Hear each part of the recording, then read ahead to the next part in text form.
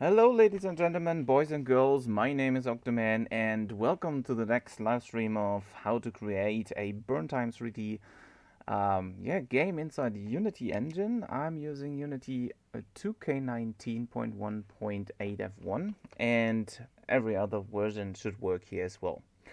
So, before I go into the next phase or into the next one, I want to let you know that you can go down into the description box below and download your free PDF about how to finish your game rather quick way actually. So just make sure that you check this one out. Also in the description box down below there are like multiple courses by me, so, yeah, just check them out and grab them if you want to learn something new today or even tomorrow. So, in the last part where we left off is basically we created the movement for our little blue capsule player over here, so we can literally just click anywhere in the scene and just move to it. And what we can do today is probably doing some interactions with objects. And I also prepared some 3D models, and also I got some free texture for giving a bit better feel over here, like an overall feel, so we get more an idea to where this actually is going to.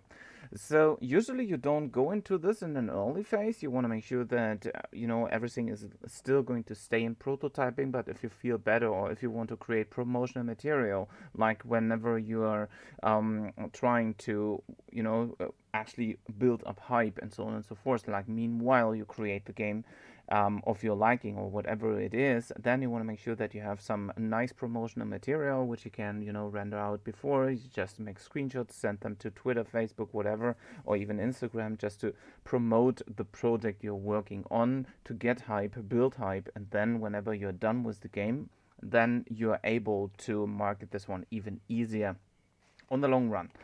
So that's why I thought about, okay, let's go and create some easy material, like for my ground plane over here. Once again, I just downloaded this one, and I created like two buildings with one gonna has a kind of door, the other one just does have windows. And over the time, meanwhile, or between the streams, I gonna go and probably implement some more 3D models and stuff like that. Once again, you are completely out responsible for your own things, for your own 3D models. Even if you go 2D, you are the only person who is responsible for the game content.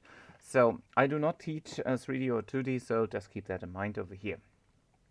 Okay, so first I'm gonna go and implement some textures. So I downloaded this Clay Ground Seamless for free, so it is a free texture to grab.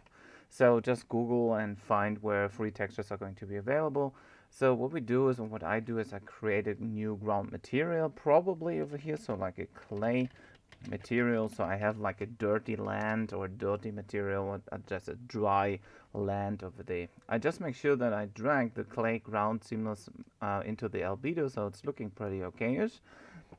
If you want to make use of normal maps, you can also do this and put this on a website called something like normal bakes blah blah blah, I don't know. Let's see how it looks. Normal map online. You're gonna go to the website and just drag your texture you find and just drag it into so you get a bit depth of the field. Welcome, E-roll. Thanks a lot for tuning in once again. I hope you learned something new today, or probably not. Maybe you're gonna work on your own content meanwhile watching. So what I want to do is I want to take this clay material and bring this over here onto my texture. And what you can see is rather huge. So I go into tiling. So there are two tile abilities. There's the one over here, like tiling offset, and there's the one with secondary maps. So in that case, I'm going to take the secondary map and maybe make it 10 by 10. So you can see it's kind of seamless over here. You still, of course, see some kind of, seams on the outside because of the shading in itself. But in the end, it's probably not too shabby overall. We can also overlay this later on or make our own textures but to get a feeling about what the game might be about, I'm gonna take this at first. I also can make this one a bit more brownish, so I just make it a bit more dry over here. Once again, I can do multiple things in this case. So next one is my little buildings over here. I just once again created two building models, which are just like abandoned buildings which we can make use of, or which I can make use of. They are not too big and not too small, I hope. So as you can see, some of these are basically they are empty from the top over there, and it's not really important how they look, I guess. Well, at least not for the moment. So I got one with a door and some windows, just a dark from the outside, and from the inside later on we can make use of these, or I can make use of these like when I have a like an inwards look, then I can place the camera like over here, like next to the door, and place the character anywhere, and then put some items inside this building and so on and so forth. So instead of having like this buildings using this colliders, I gonna do and use my new buildings probably over here, take just a collider from this one and make this part of the door over there. So it's looking even a bit more, let's say, shabby and ruined and so on. Some of the doors might be accessible, so we can probably go into some of these, and maybe some are not. So we probably later on go over and decide how we want to make access, or actually which, like how we show which buildings are going to be accessible and which ones are not. Okay, so what I'm going to do is I create just a simple 3D object over here as a game object in this case, but not an empty. Gonna delete this once again. Just a cube is necessary over here, so I can put this like in front of the door, which is going to be once again my collision object, so I can actually measure and see where like where I have to go, where I can go. With this collision object we can determine if we are going to enter this one. I know I could also use the old ones, but probably it's easier to take those. So, and I can once again do the same as here. I just drag my greenish material on it, at least for the moment. Later on they will be invisible. So, but for the moment it's easier to determine how they look and how they actually should work. Good, and since it's now going to be like part of the building, I can drag around the building, rotate the building, and the cube will follow up here as well. And now I get rid of this one, since I believe I don't need this. Well, at least not for the moment. And I can bring this to the side over here. We can rotate it, we can bring it up, down, left, right. We can put in multiple of the same one. We can probably go and manipulate them and so on and so forth. But once again, that doesn't have or make any sense at the moment. I get rid of the other ones just in case. And there's another one I got here, which is just kind of a building without any door inside. So we can just use that as a like a placeholder. So we're gonna have like no empty field or no empty spots, or not, maybe not too much empty spots over there, so we can once again decide all of that on the road of creation. Once again, guys, if you have any questions or something you want to know and want me to teach you or whatever, then just ask. Meanwhile I do the stream, you have the possibility to do so. Good. What I would do is I maybe increase the plane quite a bit more. Of course, I need to reduce the map later on a bit there as well. I'm gonna later on need to go and make sure that the background is basically, you know, like an unlimited space. It depends also on the actual angle where we are which we are looking at. Maybe I'm gonna take care of that a bit later on. Maybe I'm gonna do some terrain around that and so on. Good. So in this part, we wanna do, or I wanna put something like an interaction situation. Like when I click somewhere, I go to this point. That's what already works. I can once again cover this pretty quick. And of course, we need to rebuild the navigation mesh over there. So as you can see, we can just walk around over here. We can click somewhere, and we can also, of course, click to the building over there. This one needs to be like a trigger collider on this door, of course. And what I need to do is on this plane, I need to go to my navigation tab and rebake the buildings, like the navigation mesh, because as you can see, this one here, or these buildings just became new. So once again, we need to make sure that this building is going to be set to navigation static. And same to the other ones. This one needs to be navigation static, and this one here also navigation static, wherever it is. There we go. And but we do not want to have the children involved into this. Good. So, and final step is, of course, we're gonna go to the ground once again, hit navigation and go to bake and bake the navigation as new. So we'll recalculate like everything like with these buildings now re-incalculated and so on and so forth. There are areas which are not accessible, but we don't really care about them. So now we cannot go and pass by these since we created this click to move over there. Like we click somewhere, we only walk to a position which is accessible by the navigation mesh over there. Good. So next one, next interesting piece over here. I wonder why this one is not drawing any shadows or bringing any shadows over here onto the ground. So let me check this out when I hit play over there. Maybe it's about the mesh itself. Let's see if I press play just so I understand what's going on over here. Okay, this one has a shadow. That's good. So no worries about it. Good. Let's get into the interaction. So we're gonna be able, since I have my idea to, let's see where I got this one. I get an idea that I have the possibility to pick things up, to probably later on fight enemies, and also have the possibility to enter buildings. And to do so, I want to make sure that I have the possibility to interact with multiple objects in this case. So how do we pick up things? But at the same time, we don't want to write code like over and over and new. We want to make sure that we have like one function working which is going to take care of that, and we're gonna always just call this function and see what's happening based on this particular function. And how do we do this? We can create a new script which is going to inherit from anything,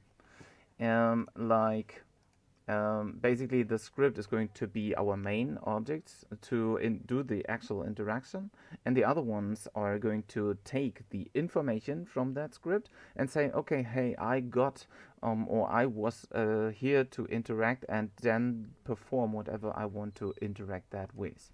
So I'm gonna name this maybe an interactable script. Interactable. So each object later on which is interactable, like we can interact with, we want to make sure that this is inheriting the actual interactable script over there. So inheritance is an interesting step to save time and save coding, but is kind of advanced, and sometimes you can, let's say, how shall I say? Yeah, sometimes you can be a bit confused about the interactability. I'm gonna open this one in my strange mono behavior. I'm gonna close the other stuff here because it will be overridden. So it just takes a second over here to load.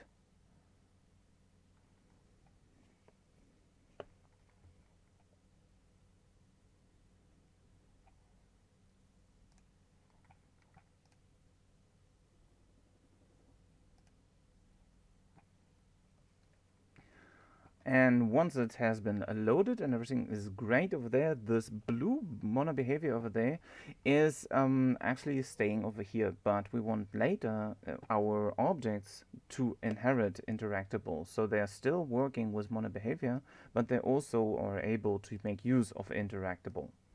So actually we don't need void start and void update, since we just have one class or one function sitting in here. This one is going to be a public virtual void, and this is going to be our actual interact method or interact function. So interact.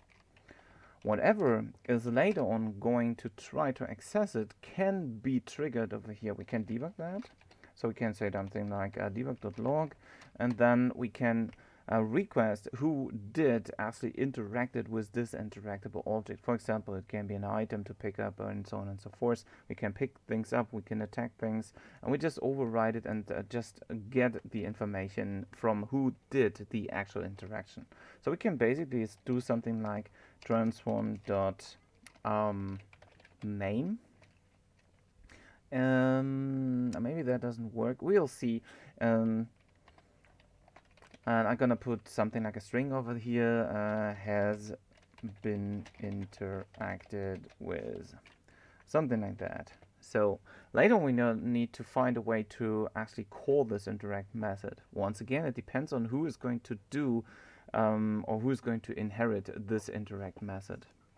So what we now could do, for example, our player behavior could inherit interact, and we can call an interact method directly on the player, but it doesn't really make sense. So what we want to do is we want to put this like onto something which we can interact with, like a symbol or somebody who's standing around over here, and so on and so forth. Let me create another 3D object. In this one, I'm gonna create another capsule. I'm gonna lift it up and maybe center this one out over here and move it around. This is going to be our first, or my first interact object. I'm gonna place it anywhere. You can place, like later on there will be like, different characters to interact with, and so on and so forth. So what I want to have is, let's assume this is going to be a enemy or just an NPC, which is, which we can talk to. It can also be a merchant. It basically doesn't really matter. We now need to have a script which is accessing or inheriting interactable. So whenever we click on this guy and request the interact function from this guy, he's going to talk, or our player talks to this guy and performs whatever interactable just tells us to do. So in that case, I'm gonna create another script. So this can be something like, let's say it's a merchant. So we can later on, ask the merchant. We're gonna probably change some scripts here and there, anyways. So we can, for example, let this merchant make use of interactable. I'm gonna show you in a sec how. And then whenever we interact with that guy, we're gonna call this interactable function and perform like both, like the one over there or the other one, or both. Like, it doesn't really matter. I'm gonna show you also the order in which case something is going to get interacted. So how do we actually interact now? Is first I don't want the merchant to do anything but waiting for my input. In that case, we're gonna create a new public, and now we want to override the interact method inside this interactable function. But what we need to do is first we need to inherit this class. How do we do this? Is we're gonna say public class, and instead of mono behavior, we're gonna say we wanna have interactable as our, let's say, inheritance class. So since interactable still has or takes mono behavior as a class, we can also drag our merchant script onto our merchant, and it will still take every functionality of mono behavior in that. There are some rules where something is not going to happen. It's like, I believe the start method is not going to be possible to use in this, but we can put everything about start probably inside the interactable. But that is not important at the moment. We would want to make use of the interactability at the first place to see if we can interact with that merchant, and the merchant says something like, hello, thanks a lot for talking to me, or whatever. Okay, and now we want to make sure that we are able to talk to this interact method and override it by whatever the content is from the merchant, because another, like an item for example, can have a different interaction, like picking the item up. And so whenever we later on have a class of item which is an interactable or inheriting interactable, we're going to have a different possibility to call or make use of interact class. To do that, we need to override the interactable class. So we say public override void, and now we can, as you can see, it automatically says, okay, we can override the interact method over here, and it also creates automatically base.interact. So when we now talk to the merchant and trigger interact, like when we click on this guy, or when we are close to it, like we walk to the merchant, for example, then it's calling this function and overrides whatever is inside. So in this case, we can perform whatever is inside interactable in this debug log line, but also we can put extra content inside this interact method. Like we can do it before we're gonna call this interact method, like debugging whoever has interacted with who, and we can also perform stuff behind that. So we can time the action which we want to perform, in which order we want to perform that. I hope you got this. I'm gonna save this now. I'm gonna save the interactable class and script so we can now go forward. And so what we now want to do is we want to make sure that whenever we are talking to somebody who is going to be of type interactable, then we want to do whatever interactable contains. So let's take a look into how we move and where we or how we can actually set a specific target. And in this case, we're gonna have another problem over here. We now need to define what our target is going to be. So we, instead of using a vector, we probably take a something else. In the last one, I had the problem that we couldn't make use of the transform directly because we would have to create an empty object which is holding, or an empty new transform basically, to fill data in, and reposition this kind of, and that's not a cool one. So probably we can put this, whatever we are selecting with our, whatever we are hitting with our raycast, like whenever we shoot the raycast onto the merchant, we want to grab the idea or this object which we currently interact with and then do something to it. So probably we're gonna catch the game object we hit if there is a possibility. We're gonna try. So maybe the game object is now going to be a target object. Once again, there are probably hundreds of possibilities over here, and whenever we hit something and it is basically not a game object, no, we need to find a way now to store whatever the game object is we're gonna hit over there. Maybe we're gonna put something, maybe we can directly use interactable. Let's see, we're gonna have like an interactable target object, and whatever we hit, we can basically request if it is of type interactable, and then we can store this inside interactable. And if we don't hit it, then we're gonna probably empty this one out, and then we can later on react to it depending on what type of interactable class that is. Probably that works. Once again, this is more or less like a dev stream, as I said before. So this is how I would do things and think about them. So probably you can take something with you for your next projects and so on. So what we can do is we can try to grab whatever hit contains. So something like if, maybe we can directly do this. Interactable, nope, it's called our game, what did I name it? Target object. I'm gonna copy this. Maybe I'll rename these later on. So target object is equal to hit dot collider dot game object dot, and now we want to grab the component. Probably we don't even need the game object in between, and in open close triangle brackets we're gonna request interactable at the very first, and we're gonna try to grab that. If now this one is going to be if we don't find something, we want to make sure that we don't store it or just set this one to be null or whatever. So so we don't go further with this interactable method. So if something like if target object is actually equal to null,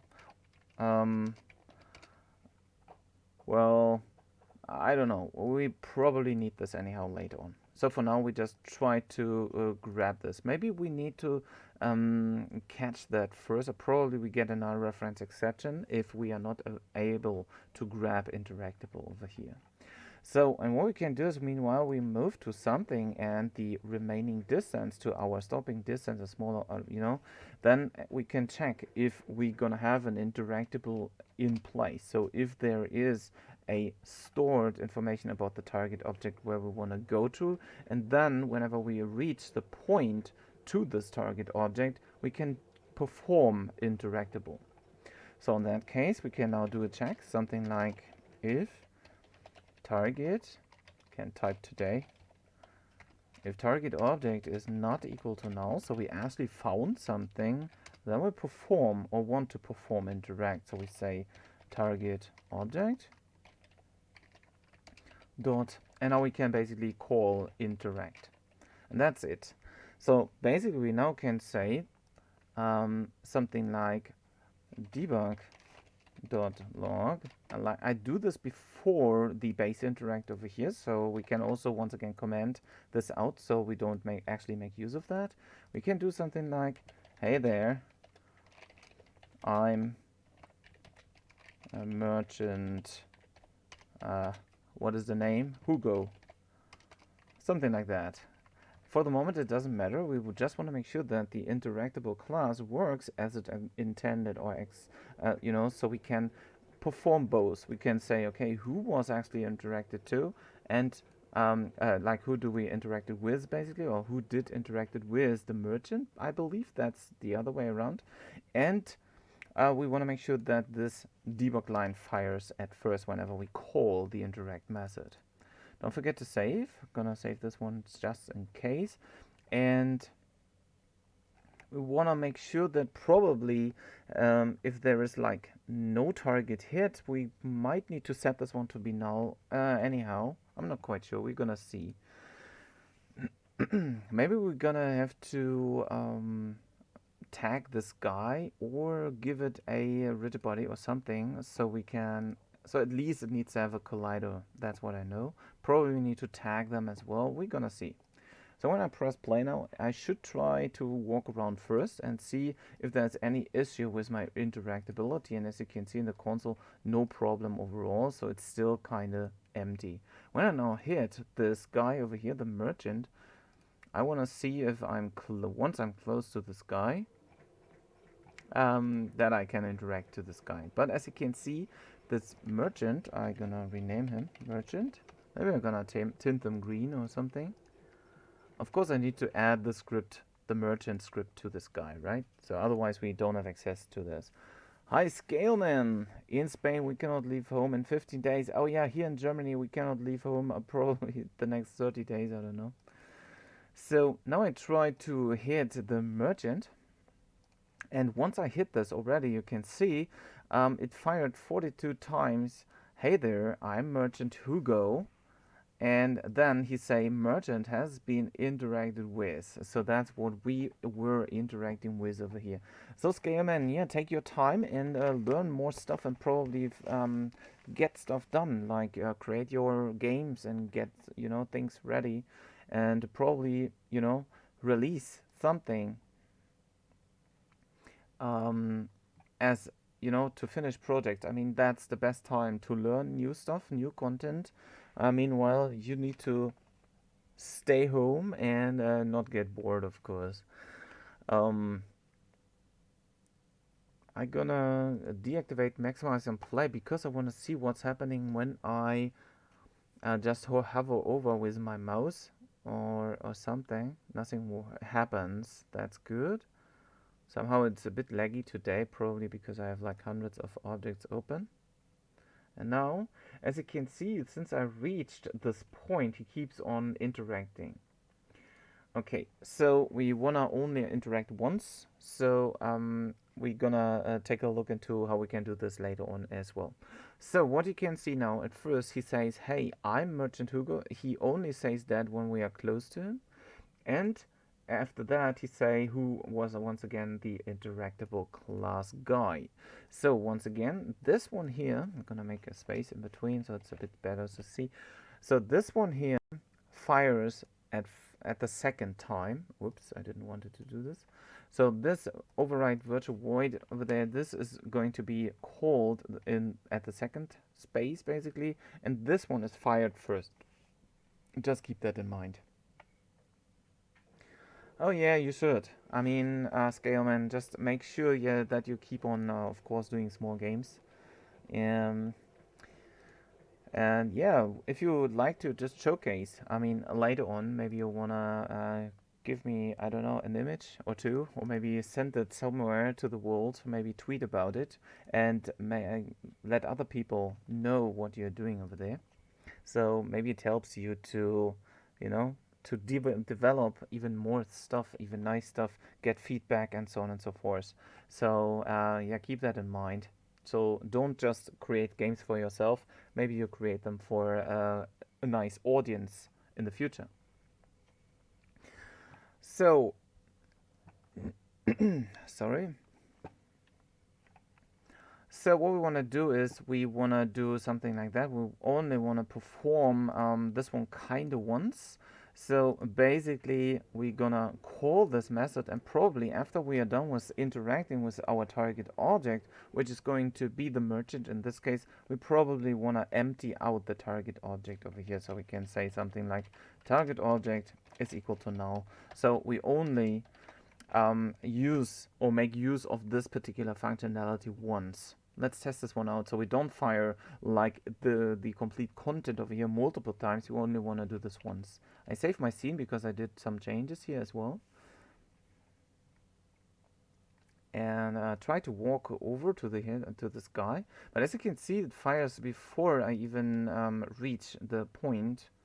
So I want to see why that happens. It happens directly on click, so it doesn't really wait for me to um, approach that, which is pretty much strange.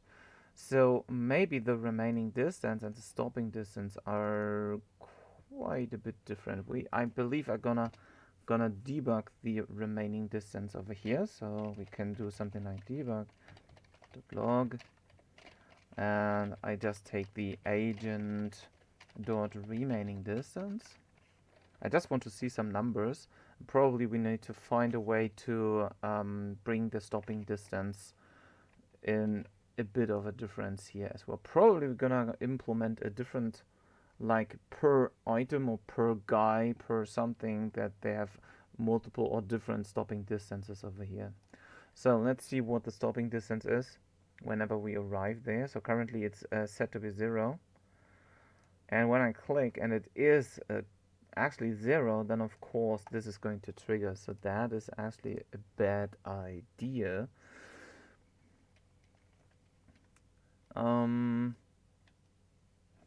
Maybe the stopping distance just need to be a bit different over here. So maybe after we are getting the agent, we might want to reset or set the agent dot stop distance or stopping distance. We can do get end set over here, so we can probably set this one to be equal to, let's say, 0.5f or something.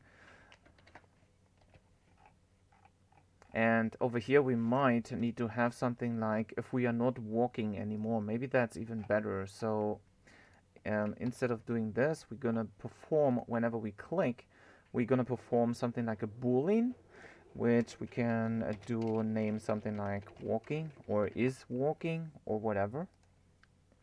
And meanwhile we are moving, or whenever we click, we want to set walking to be true whenever yeah, we actually have a distance over there. And if this is going to fire, we probably want to set walking to be equal to false, so we are not walking anymore when that is happening. So inside update loop, probably we're gonna do this over here as well, or only over there. I'm not quite sure. We're gonna see. Maybe it's more than enough to put this over here. No, it doesn't make sense.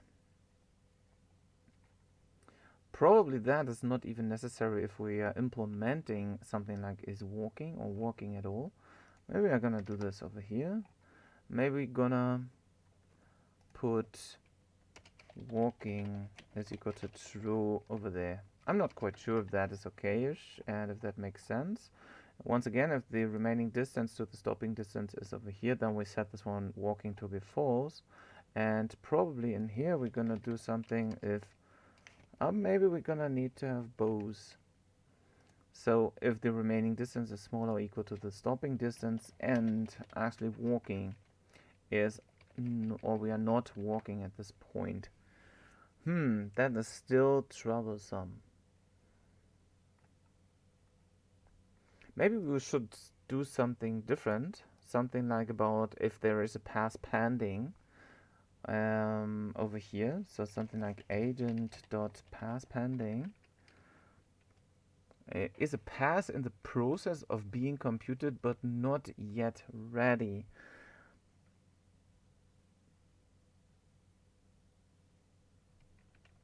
Let's see, what is pass status? The status of the current pass, something like complete, partial, or invalid. Okay, that could be something here as well. We can also say something like if it has a pass, so does the agent currently have a pass? If he has a pass, then we don't want to perform that, so otherwise we maybe we can make use of that. So if our agent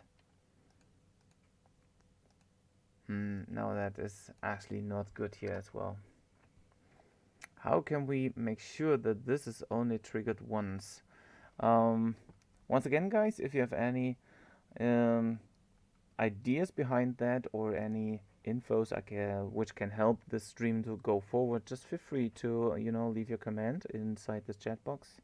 And I'm gonna take a look into pass panning right now because I believe we can make use of that. And I will be back in a second, of course.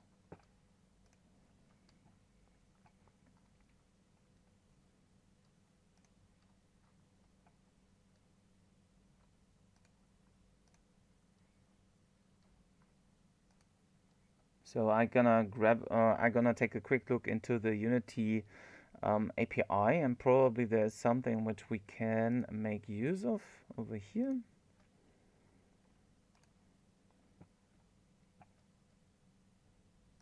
So it just takes a second for me to take a quick look and see what's going on.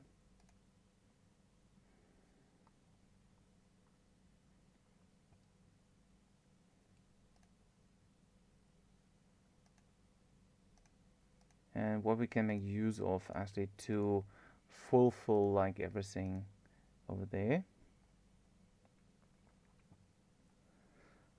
Maybe we need to do something else, like if there is a pass pending and the remaining distance is bigger than our stopping distance, then we're gonna do something like that.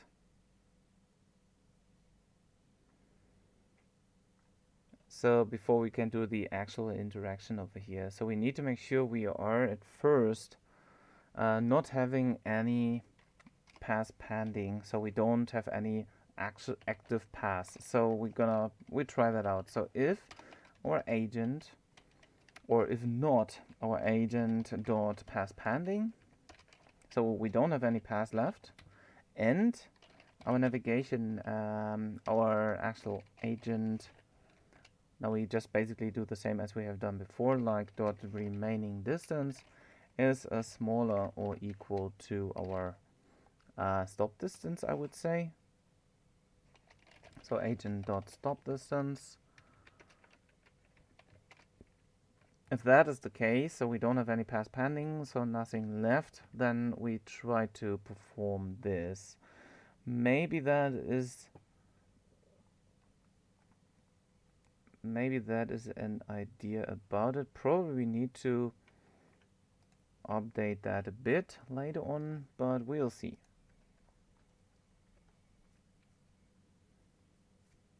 Oh yeah, you say it, scale man. Basically that's what I did here. Yeah, probably a good one. We'll see. We'll see when when this is going to try to trigger over there. So sometimes things may or may not change code-wise, but we'll see. So I now want to click this guy, and now it triggers. Okay, yeah, that was basically it. So we can move around over here, and the most important one at this point was the initial one. Like when we are just standing around here, we don't have any pass. But when I click now this guy, we only get this whenever we did the first turn over there. I can clear the console, click again. We should be able to trigger this once again. There we go. Pretty good. And now we can interact with that. We could basically also interact with like this green door just on a different manner. Like we can load a different scene when we interact with that. But of course we need to first go to this position. So what we can do is, for example, we can create some kind of a simple scene loader. something like load scene. Maybe we're gonna name the scene loader. Might otherwise have some problems over there. And we can also, if we don't want to leave the scene, that's what we can take care of later on as well. We can also, just pop our character or just lead him through or whatever, just to have an inside view. But we anyhow need to find a way later on to leave the building as well. So there are multiple things we need to, actually take care of later. So what we're gonna do is we can take, for example, our scene loader, bring this over here. I double click to open, just takes a second over here once again.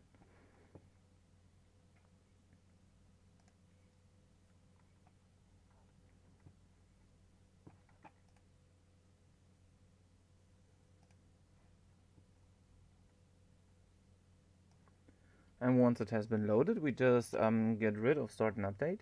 What we now can do is we can do the same stuff as we have done with the merchant.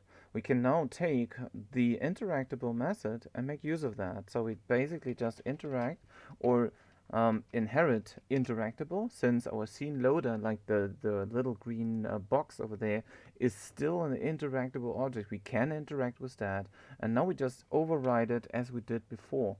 But we do not make use of the base, because the base doesn't really, we don't need it. We just override the function and that's it.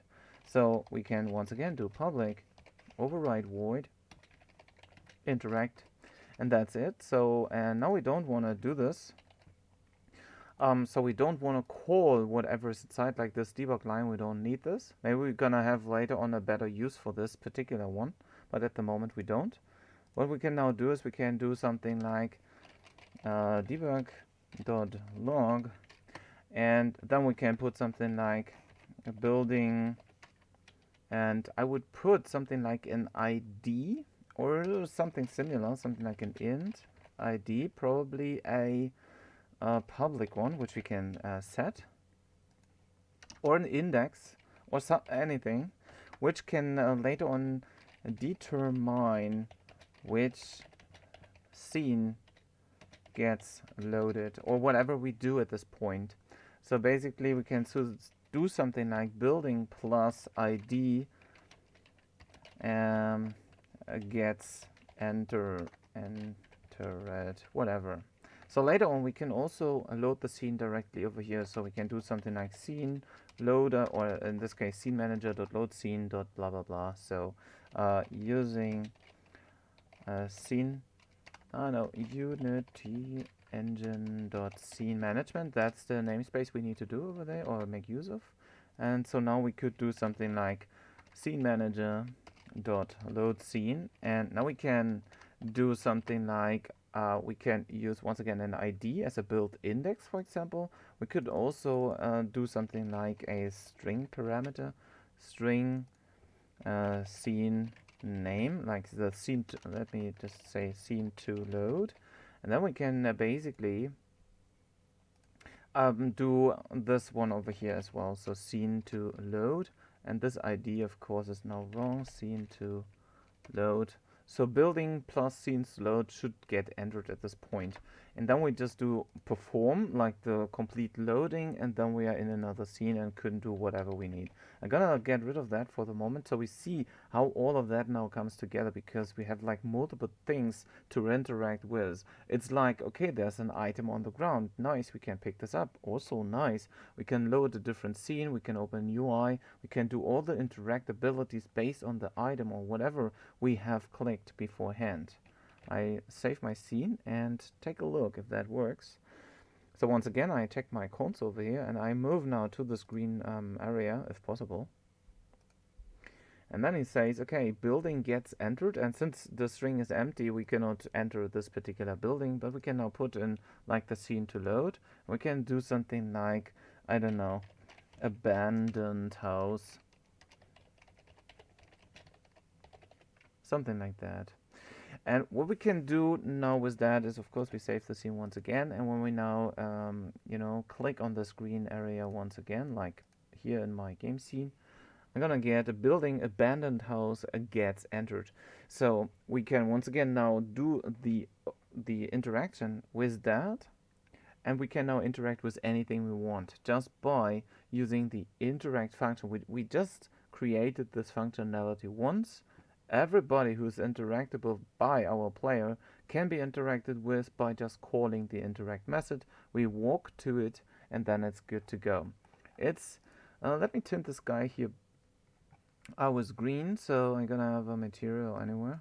So let's assume all our merchants later on are going to be green. If we have now, for example, have an enemy, like these guys probably are red. Let's assume this is an enemy and we want to interact with this guy, no problem. We just give it an enemy script, so he is performing everything inside over there, but also he is able to do the interactability functionality. So that's what we need to take care of. And we can do so just a simple one. We later on need this anyway, so probably I'm gonna create something like that. So create C# script enemy behavior, and I open this one in mono develop in just a sec, but I want to make sure I rename this guy to be an enemy. For the moment I don't care about prefabs and stuff, since once again we just want to make sure that all of that stuff works. I drag enemy behavior over here and get rid of the merchant script, because it's not a merchant, it's a enemy behavior, or an enemy, or should be one sooner or later. I'm gonna close all my mono develops here, and I open or reopen the enemy behavior over there, so we can get the interactability for this as well, and we can call different functions, and also we can set basic things up here as well. Click away my firewall. Okay, now we want to make sure that we inherit interactable, since once again our enemy is going to be the same interactable here as well. For now I get rid start and off start and update, and we can do something like health, like an integer HP or health. Once again, health. We can make the private, we can make it public. For the moment doesn't matter. Let's say this guy has a health of 10, and now we're gonna have like a void, or in this case a public override, whoops, typos, public override void interact. So now we want to do an interaction over here. We can once again get rid of this base if we don't do anything fancy with that. We can now say something like we want to take damage, so we can say health minus minus, because we did interacted with this guy once. We just, like, you know, we do just one hit, and that should be it. We can also do probably other interactions, like we can talk to them depending on the type of input we gonna make to this particular one. So depending on a input type, we're gonna define that later on, or refine this later on as well. So, and I'm gonna make this one public so we can see this one easier. I could also put this like a serialized field over there. It doesn't really matter. So for now we just see what's happening. So we want to make sure that, or we want to try to hit now by using our interact. We want to make sure that this enemy loses 1 health. So we're gonna have 10 now. Gonna press play. And currently I cannot see this in my scene. That's a bit bad. So since I don't have a camera moving along, I'm gonna put this guy over here so we can easier see this. And now I want to try to hit him and see what's happening to health. So what you have seen right now is he actually decreased health by 1. So we can also do something like automatic fighting as an example to this guy. So he will now, every time we go to this guy, he will always keep on losing 1 health. So now we have 7, 6, 5, and so on. You get the idea, I guess. So this is the cool thing about interactabilities. This is a cool thing about inheritance. So we inherit one script, override it with whatever the method is. Each of these interactable classes or interactable objects are going to perform. And once again, we can do the same with picking up an item. So literally, you can also create another one, like an item, and we can place this anywhere in the scene. We can say, okay, I picked up a knife, I picked up a a worm, a sword, whatever it is, it doesn't really matter. We just interact with that, and once we do so, and we do some checks, then do we want to open a UI, like an interface where we can drag things around, whatever we find there on the ground? We need to define that even more later on when it comes to items to interact with, and later on we just put them into our inventory, do all the management stuff, and so on and so forth. But for the moment, we are actually quite good so far to do the interaction with multiple different objects, but just using one method. So once again, that's the cool thing about it. So guys, if you have any questions, it's time to ask them right now. If you have any questions about inheritance, by the way, there's also something called polymorphism, but we don't cover this, I believe, so far, at least not for the moment. So basically, you can also have multiple inheritance things, like for example, um, how can I explain this? Well, you can have something like a human is going to be like the basic object, but probably a human can be split into I don't know, something like a devil human and an angel human or something like that. So this but they, like this angel and so on, they will still go and inherit a human because they're both human types. And if you have like a subclass, like a children of a children of a children or something like that, you're gonna have something like a baby angel. A baby angel would be inheriting human as well, or you can also say it inherits the human angel. Like you have like a class after class or interactable after interactable, but in the end everything is going to inherit human. So that is also possible in this case. So since it will be like yeah, it will be like inherited, from one particular part to another part.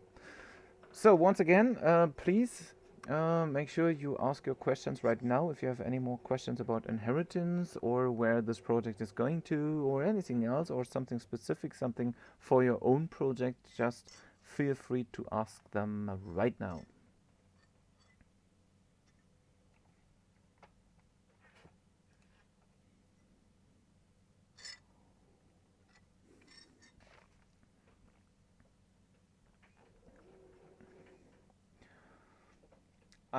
So for meanwhile, wait for one or more questions if there are any. Um, Please make sure that you check the description box down below for a free PDF about how to actually finish your game. So my 3 strategies to finish your game in the future, or quite fast. Also make sure that you check my other like my courses about game development by different ideas I created so far, or different courses I created so far. These are also linked down below in the description box, so just check it out. And probably if you have more time than other people, just grab them, and you're gonna actually learn even more content in the future, I guess. So, since there are no questions, I'm gonna leave the stream alone right now. So, I'm gonna end up the stream. If you have further questions later on, like whenever you like, and please feel free to use the comments down below. Just ask your questions over there. Let me know what you think about the project I'm currently working on. Let me think about where you are at the moment, and probably maybe you have some ideas for my nice project over here. Maybe you know the game, maybe you don't, like from the past. Just let me know, and let me know if you have something specific, and what would you actually create in the next one. Like, what would your next step be? What is going to be the next goal in the next live stream, basically to perform over here? What would you think is going to be the most important thing to get our game into the next stage, or my game in this case, or whoever game at this point? So for all these guys who were seeing this live stream, thanks a lot for tuning in. I hope you guys enjoyed this so far, and yeah, stay healthy, and yeah, see you in the next one. Have a nice weekend, and bye bye.